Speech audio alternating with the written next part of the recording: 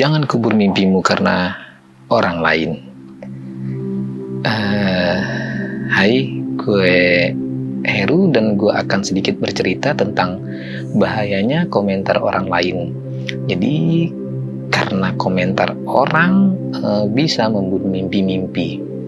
Jadi gue mau sedikit cerita. Suatu hari saat gue lagi ngejob foto wedding, di sela-sela pengantin berganti busana, kita ini, gue dan temen gue ya, istirahat sejenak sambil menikmati santap malam karena resepsi malam.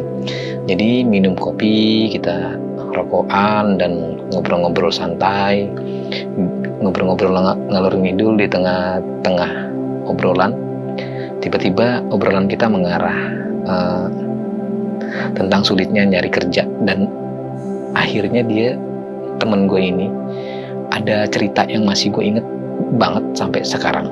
Jadi dia ceritanya begini. Jadi dia menceritakan kalau abang dia ini udah kerja di suatu perusahaan di Jakarta. Jadi abangnya ini punya teman seperjuangan juga dalam mencari kerja. Jadi kerja bareng-bareng ya. Singkat ceritanya, mereka berdua ini diterima nih kerja di satu perusahaan. Jadi anggap aja si abang temen gue ini namanya Ali, dan teman kerjanya ini namanya Bari. Jadi biar enak gue ceritanya. Nah, yang menarik dari cerita ini adalah ketika COVID-19 kemarin melanda negara kita nih, Indonesia tercinta, banyak perusahaan yang harus mengurangi karyawannya, termasuk perusahaan si Ali dan si Bari ini bekerja. Jadi apanya yang menarik ya kan? Apanya yang menarik? Jadi si Bari ini ternyata termasuk salah satu orang yang harus dirumahkan oleh perusahaan. Nah, sedangkan si Ali tidak terkena dampak pengurangan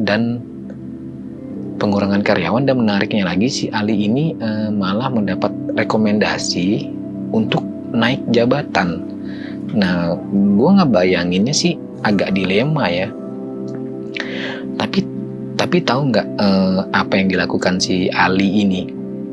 Ternyata setelah pertimbangan yang matang oleh si Ali ini, dia memutuskan untuk resign dari tempat pekerjaannya.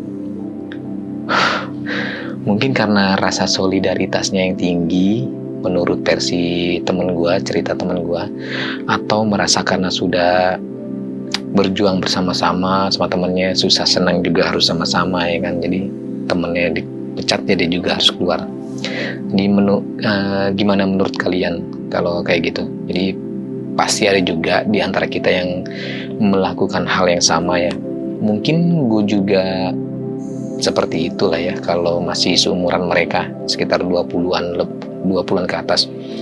Jadi sekarang cara berpikir gue berubah. Ketika makin dewasa, makin banyak kebutuhan, maka segala keputusan akan gue cari jalan tengahnya. Gue pikirkan betul-betul apa dampaknya nanti ke depan. Jadi sekarang kalau gue jadi Ali, mungkin gue akan terus lanjut kerja sekarang ya, dengan jabatan baru dan pastinya gaji juga naik ya kan.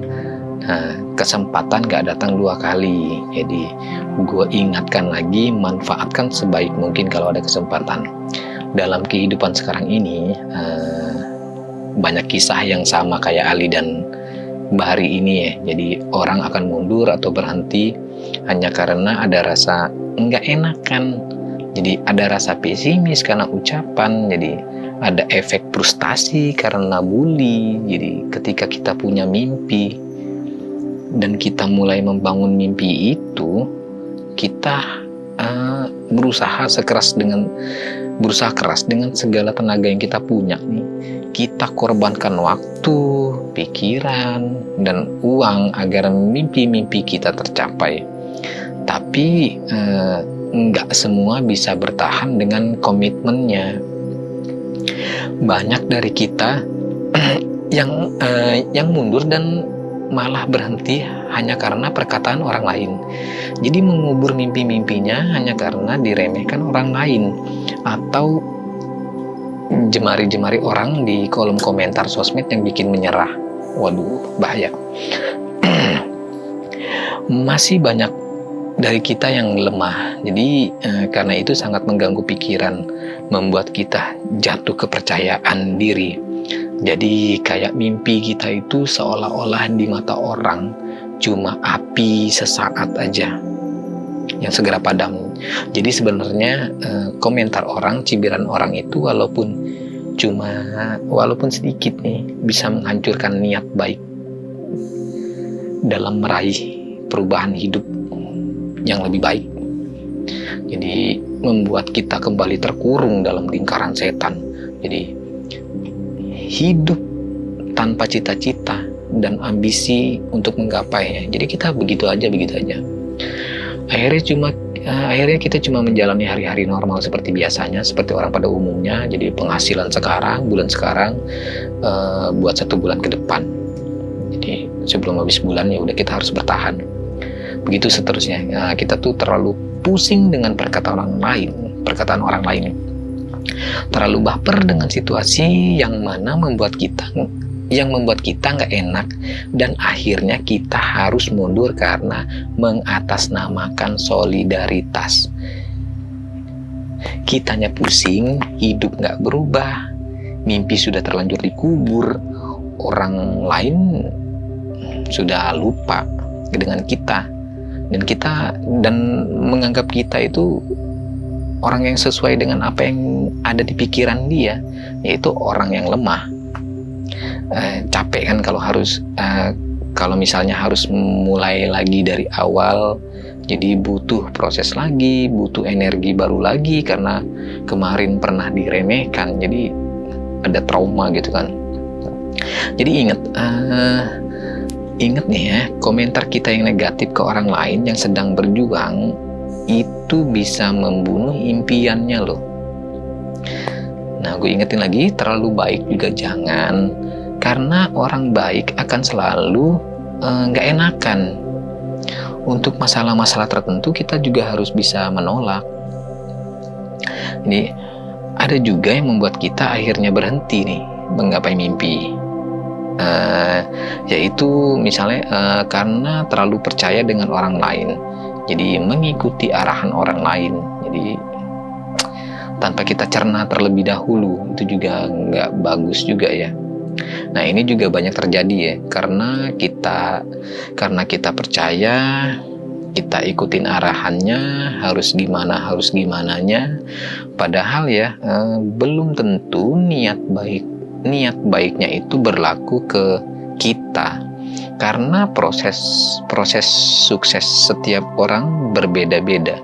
Kita terjebak tuh dengan petuahnya dia, kita ikutin tapi kok lama-lama mentok, nggak ada perkembangan.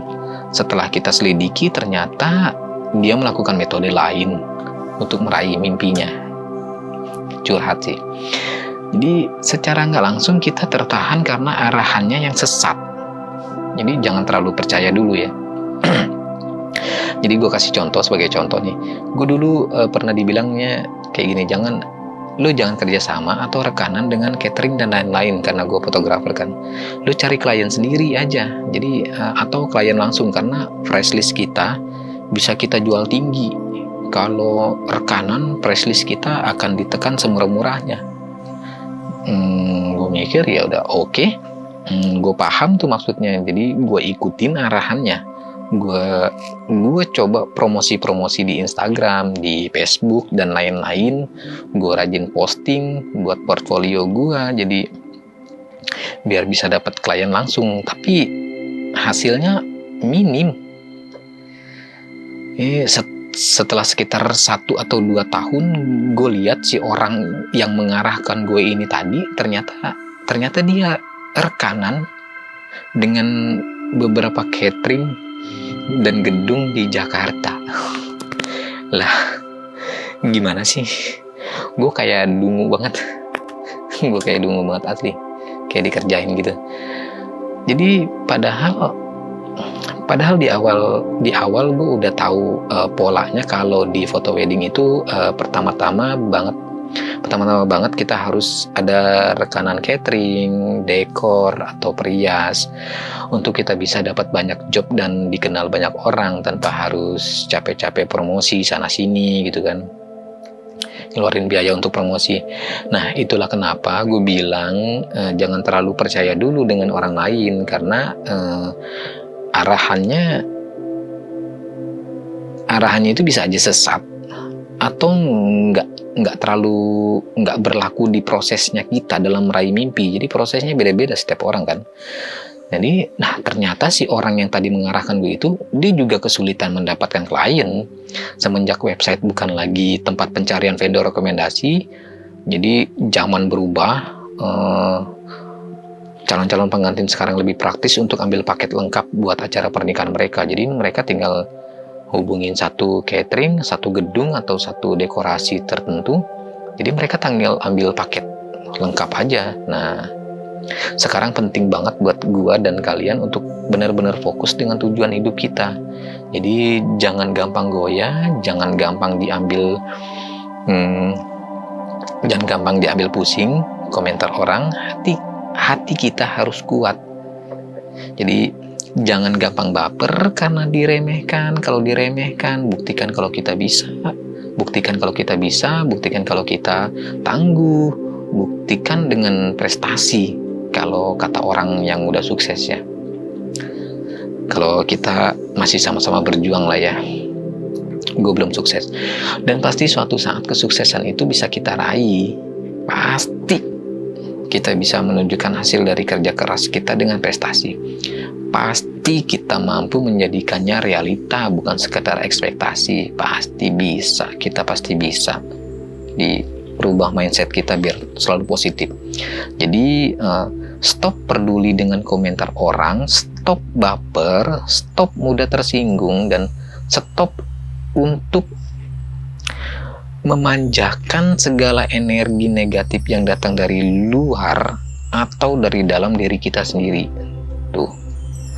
Karena yang menentukan jalan hidup kita itu kita sendiri, bukan orang lain. Jadi karena yang menentukan cepat lambatnya kesuksesan kita itu ya kita sendiri juga, bukan arahan orang lain. Tapi selama arahan itu membuat kita baik, ya maka lakukan. Kalau masih ragu dengan arahan orang itu, ya pertimbangkan. Jadi semakin cepat kita memulai, maka semakin cepat kita sampai. Semakin cepat kita melangkah, maka semakin cepat mimpi tercapai. Di sekian video gua kali ini, semoga bisa menjadi manfaat. Diambil sisi positifnya, buang sisi negatifnya. Yang pasti jangan lupa subscribe dan berkomentar. Jadi kita berdiskusi bareng-bareng tentang perjalanan hidup kita. Jadi ngobrol santai-santai di komentar. Jadi terima kasih karena sudah menonton video gue sampai selesai. Semoga kalian semua menjadi orang-orang terpilih dalam kategori manusia tersukses tahun ini. Amin. Baik, gue Heru. Assalamualaikum warahmatullahi wabarakatuh. Salam.